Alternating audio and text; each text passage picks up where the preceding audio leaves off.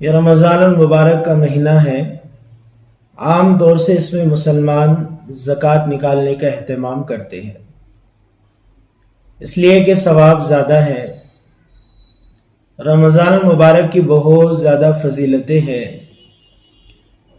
حالانکہ سال بھر زکوٰۃ ادا کی جا سکتی ہے، غریبوں میں، محتاجوں میں، ضرورت مندوں میں زکوٰۃ کو تقسیم کیا جا سکتا ہے۔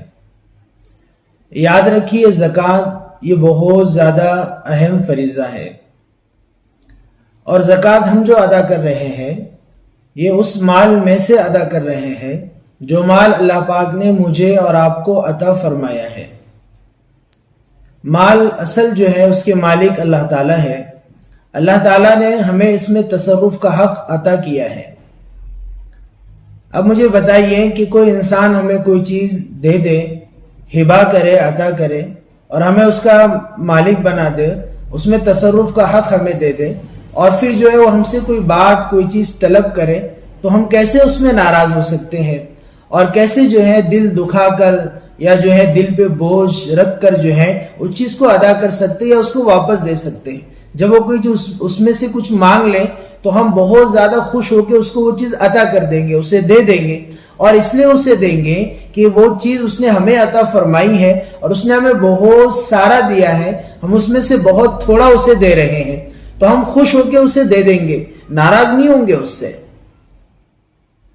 اس لیے زکوٰۃ جو ہے وہ دل کو خوش رکھے اور دل کو کشادہ رکھے اور بہت زیادہ خوش ہو کے دینا چاہیے کہ اللہ پاک نے یہ موقع ہمیں عطا فرمایا ہے۔ اور آپ دیکھ لیجئے نا کتنا بہترین نظام ہے۔ زکوٰۃ